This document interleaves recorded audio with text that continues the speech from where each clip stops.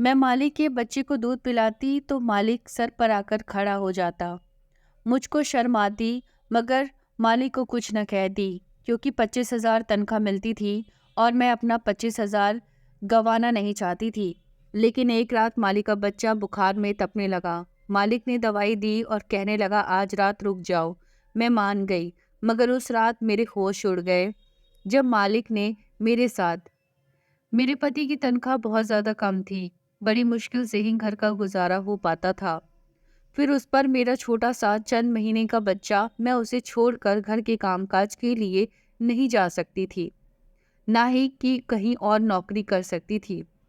एक बार मेरी पड़ोसी ने मुझे एक ऐसी बात कही जिसे सुनकर मैं सोच में पड़ गई थी। लेकिन मुझे लगा कि शायद मेरा पति मुझे इस बात की इजाज़त ना दे। वह काम ही कुछ ऐसा था।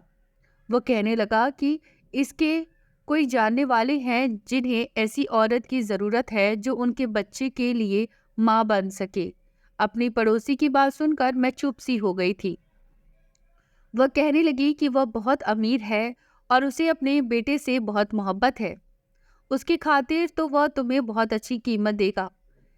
मैंने कहा कि मेरा पति शायद इस बात की इजाज़त ना दे। मेरी पड़ोसन कहने लगी, एक बार तुम पहले मेरे साथ चलो और उनसे पूछो कि वह तुम्हें इसकी क्या कीमत देंगी। अगर वह पैसे बहुत ज़्यादा हुए तो जाहिर सी बात है तुम्हारा पति इनकार नहीं कर सकेगा, क्योंकि तुम्हें पैसों की ज़रूरत तो है ना। फिर वह अच्छी खुराक भी देंगे और फिर तुम्हारे बच्चे को भी इस चीज़ का फ़ायदा होगा। ये सोचकर मैं चुप सी हो गई थी। जाहिर सी बात है मेरे पति की बहुत कम तनख्वाह थी। मेरा इसमें गुजर बसर नहीं होता था, ना ही मैं अच्छा खाना खा सकती थी। मेरा बच्चा बहुत कमज़ोर था और औलाद की खातिर मैं यह कदम उठाने के लिए भी तैयार थी। हालांकि किसी दूसरे के बच्चे को गोद में भरना और अपने ही बच्चों के साथ उसे शामिल करना आसान तो नहीं होता, लेकिन अपने बच्चे की खातिर मैं यह सब करने के लिए तैयार थी। मुझे भी अपने पड़ोसन की बात ठीक ही लग रही थी कि पहले मैं उन लोगों से बात कर लूं ताकि मुझे वहां से अच्छी तनख्वाह मिलने की उम्मीद हो, तो पति को भी मना लूंगी। अगले दिन मैं अपने बच्चे को गोद में लेकर पड़ोसन के साथ उसके बंगले में पहुंच गई। वह वाकई बहुत अमीर लोग थे।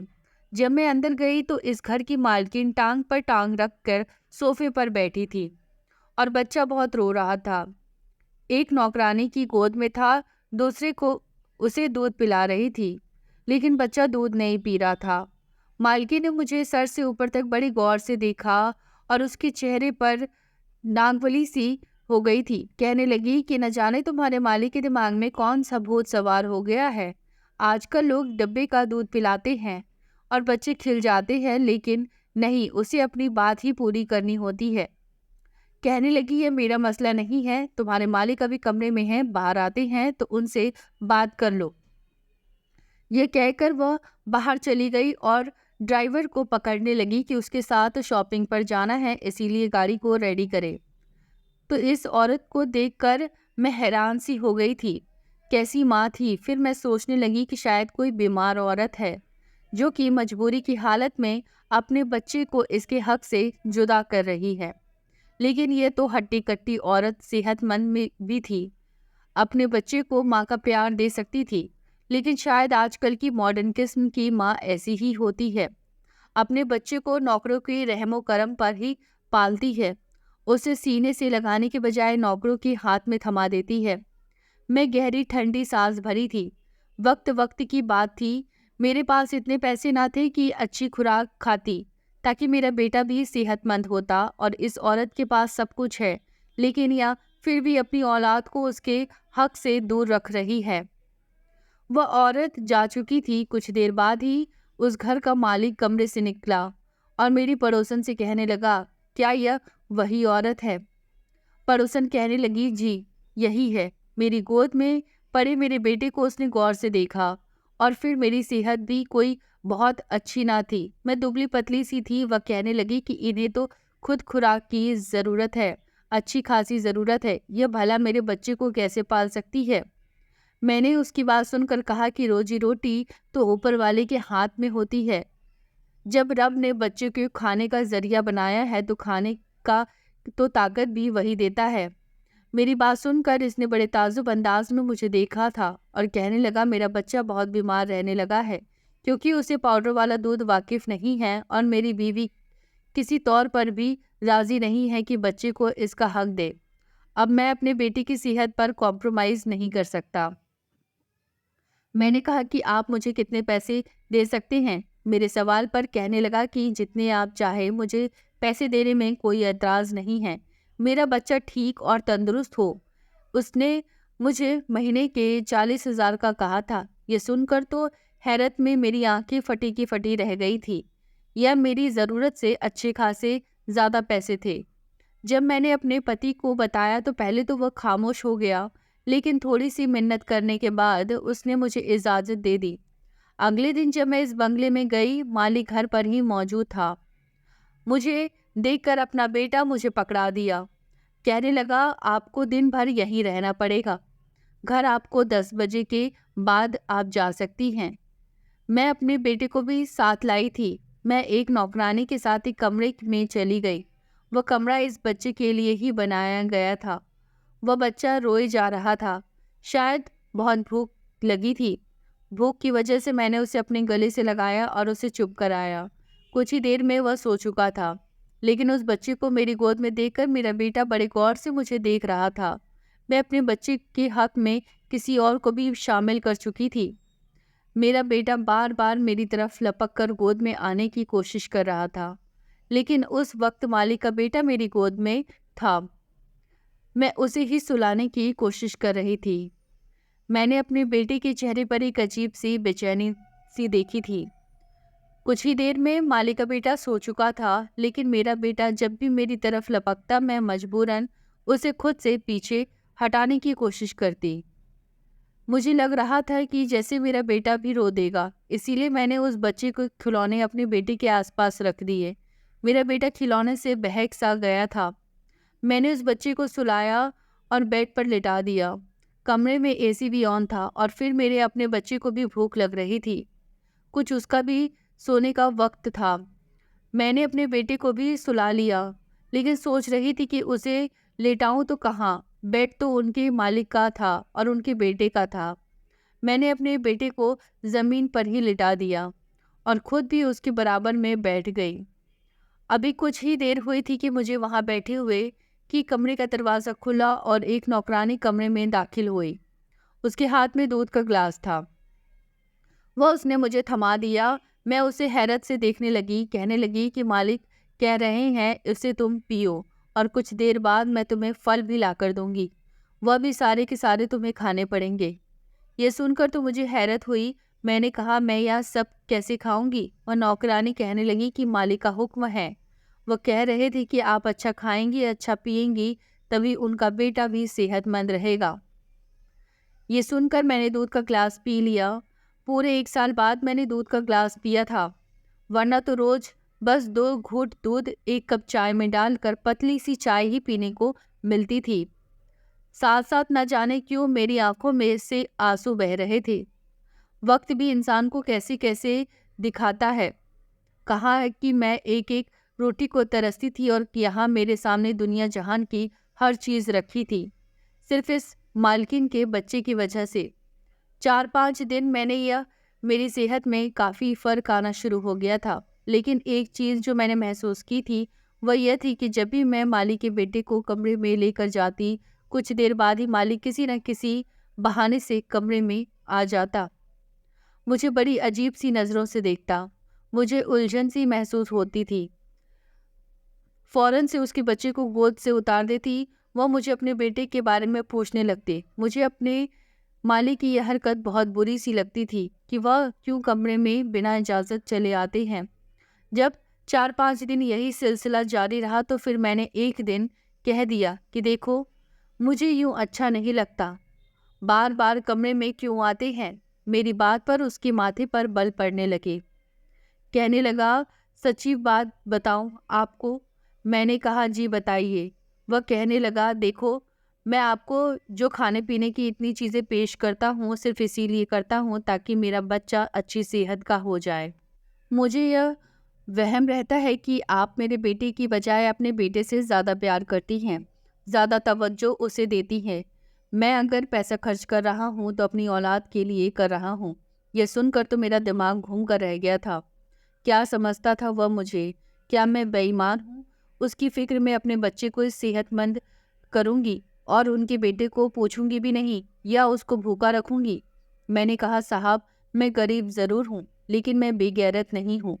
मुझे नमक की वफ़ा करना अच्छे से आता है। अगर आपको ऐसा ही शक है तो ठीक है, आप किसी और को रख ले। यह कहने के बाद मैंने अपना बच्चा गोद में उठाया और बाहर जाने लगी। वह मुझे पीछे से पुकारता रह गया, लेकिन मैं 1 मिनट भी वहाँ न रुकी और अपने घर आ गई। मैं गरीब ज़रूर थी, लेकिन बेगैरत हरगिज़ नहीं थी। इतनी बातें सुनने के बाद भला मैं वहाँ पर रुक जाती। मैं अपने बच्चे को का हक उसके बेटे को दे रही थी, उसका ख़्याल भी बहुत रखती थी। जब तक मैं वहाँ होती थी, उसके बच्चे को सँभालती थी और अपने बच्चे को उसके खिलौने से बदलती रहती थी। हालाँकि मेरे बेटे का हक था कि मैं उसे ध्यान देती। इसी रात मुझ पर एक और मुसीबत टूट गई। मेरा पति वापस घर नहीं आया था। रात के 12 बज गए तो मैं बहुत परेशान थी। जब मुझे फ़ोन आया और किसी ने मुझे यह बताया कि मेरे पति का एक्सीडेंट हो गया है। यह सुना था कि मैं अस्पताल पहुंची, मेरे पति की मौत हो चुकी थी। वह बुरी तरह ज़ख्मी हुआ था। जब मुझे डॉक्टर ने आकर बताया कि मेरा पति अब इस दुनिया में नहीं रहा, तो मैं बेहोश होकर गिर चुकी थी। कभी अपने कुछ महीने के बच्चे को देखती तो कभी अपने पति के मुर्दा शरीर को। मैं फूट फूट कर रोने लगी। कुछ समझ नहीं आ रहा था कि क्या करूं। हमारे घर में लोगों की भीड़ थी। सुबह ही मेरे पति का अंतिम संस्कार हो गया। वह रात यूं ही रोते रोते ही गुजर चुकी थी, जबकि मेरे बेटे को खबर भी ना थी कि उसके बाप का देहांत हो चुका है। जो भी मुझे और मेरे बच्चे को देखता यही कहता कि तुम जवान हो और यह मासूम बच्चा आगे की ज़िंदगी कैसे काटेगा। तुम्हारा पति तो तुम्हें इस जवानी में ही इस दुनिया से में छोड़कर चला गया। लोगों के अल्फाज मुझे परेशान कर रहे थे। मैं शौक में बैठी थी जब अगले दिन घर के दरवाजे के बाहर एक गाड़ी आकर रुकी।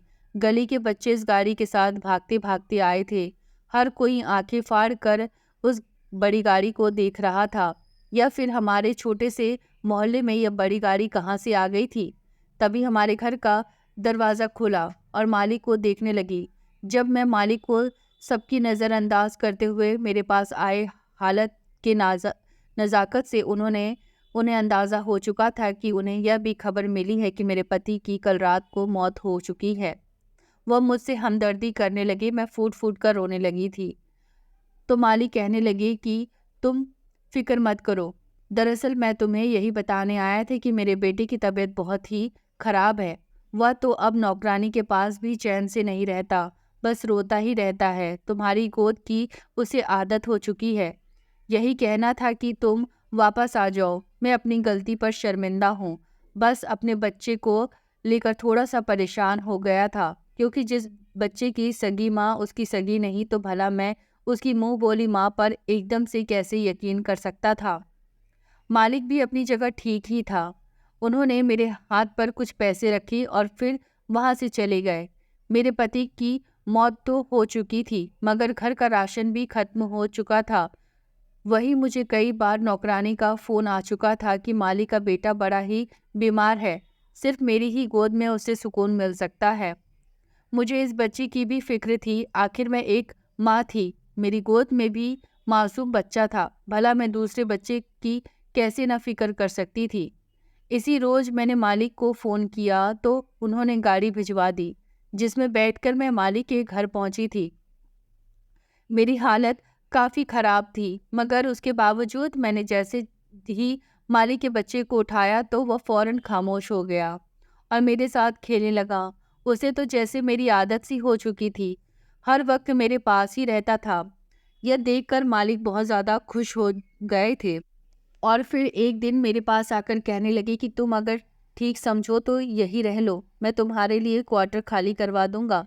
वैसे भी तुम्हारा इस दुनिया में कोई नहीं रहा, तो बेहतर है कि अकेले रहने से तुम यहीं रह लिया करो। मालिक की बात मुझे बुरी भी नहीं लगी थी। अब तो मालिक का रवैया मेरे बेटे के साथ भी ठीक रहने लगा था। वह उसका बहुत ख्याल रखा करते थे। जो भी चीज़ अपने बेटे के लिए लेते वही मेरे बेटे के लिए भी लेकर आते। जबकि मालकिन का तो कुछ पता ही नहीं था, वह कब आ रही है कब जा रही है। मालिक को भी खबर न होती, हर वक्त उनकी शॉपिंग और दोस्तों के साथ पार्टी ही होती। कई बार तो वह दूसरे मुल्क अकेली अपने दोस्तों से मिलने के लिए भी जा चुकी थी। उन्हें इस बात की ज़रा भी परवाह न था कि उनका बच्चा किस हाल में है। मैं अपने पति को याद करके काफ़ी उदास रहने लगी थी। मेरा बेटा भी अपने आप को याद करके रोता रहता था। अक्सर एक दिन मालिक के बेटे की तबीयत खराब थी। मैं क्वार्टर जाने लगी तो मालिक बोले, आज तुम यहीं रह जाओ, मेरे बेटे के कमरे में ही सो जाना। मेरे बेटे की तबीयत खराब है और वह सिर्फ तुम्हारे पास ही पल सकता है। मजबूरन मुझे वहीं रुकना पड़ा। आधी रात को मालिक का बेटा भूख की शिद्दत से जागा तो मैं उसे दूध पिलाने लगी, मगर तभी मालिक कमरे में चले आए। मैं अपने ही ध्यान में बैठी थी। जब कदमों की आहट सुनी तो घबराकर मालिक के बेटे को खुद से दूर करने लगी। वह सो चुका था और उसकी तबीयत भी कुछ ठीक थी। मेरी हड़बड़ाहट देखकर मालिक मेरे सामने कुर्सी खींचकर बैठ गए और फिर जो बोले वह सुनकर मेरे कदमों के नीचे से जमीन निकल चुकी थी। मालिक कहने लगी कि देखो, जो मैं कह रहा हूँ वो बहुत ध्यान से सुनो। मैं एक ऐसी लड़की की ही शादी करना चाहता हूँ जो न सिर्फ दुनियादारी संभाले बल्कि घर और मेरी होने वाली औलाद भी संभाले, उसकी अच्छी परवरिश करे। जबकि मैंने जिस औरत से शादी की इसमें ऐसी कोई भी खास बात मौजूद नहीं है। इसीलिए मैं चाहता हूँ कि जैसे ही मैं तुम्हारी राय हो मैं तुमसे शादी कर लूँ। तुम मेरे बेटे को अपने बच्चों की तरह ख्याल रखती हो। मेरा बच्चा भी तुमसे घुल मिल चुका है। मैं चाहता हूँ कि तुम्हें इसकी माँ का दर्जा दे दूँ। मैं जब मालकिन की बात सुनी तो मेरा चेहरा लाल हो चुका था। फौरन कहने लगी कि नहीं, मुझे सिर्फ अपने पति से मोहब्बत है। मैं ऐसे कैसे आपसे शादी कर सकती हूँ? अभी तो उसकी रूह को सुकून भी नहीं मिला होगा। मैं फौरन वापस अपने क्वार्टर में चली गई, मगर मालिक कहने लगे कि तुम्हें इस फैसला का हक है। जो तुम कहोगी वही करूँगा। मालिक का रवैया मेरे बच्चे के साथ बहुत अच्छा था। इसे तो अमीरों वाले आराम और ऐश मिल रहे थे। मैंने बहुत सोचा, जब अपने बच्चे के भविष्य को देखा और मालिक के बेटे को, तो मजबूरन मुझे मालिक का फैसला मानना पड़ा। मगर मुझे मालकिन की तरफ से बड़ी ही बेचैनी थी। जैसे ही मालकिन से शादी के लिए हाँ की तो मालिक ने फौरन अपनी पहली बीवी को तलाक दे दी। वह चीखने और चिल्लाने लगी, मगर मालिक ने उसे अपने सारे बैंक बैलेंस क्रेडिट कार्ड ले लिए थे।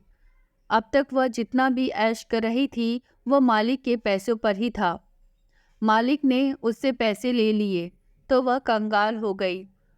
उन्होंने मुझसे शादी कर ली। कभी कभी मुझे लगता है कि मैं यह फैसला करके गलत किया है, मगर शादी के बाद जब मैं मालिक की मोहब्बत देखी तो मैं खुद को खुशकिस्मत समझने लगी। शायद यही मेरे नसीब में लिखा था। मेरे बेटे को बाप का प्यार मिल रहा था, वही मालिक के बेटे को एक माँ की मोहब्बत मिल रही थी। मैं अपने ऊपर वाले का शुक्रिया अदा करती हूँ। उसने कैसे एक डर से बंद रास्ते खोले और मेरी ज़िंदगी खुशियों से भर दी। दोस्तों, आपको हमारी कहानी कैसी लगी है कृपया कमेंट करके ज़रूर बताएं, और चैनल पर नए आए हैं तो हमारे चैनल कहानी वो अनकही को सब्सक्राइब करना ना भूलें। धन्यवाद।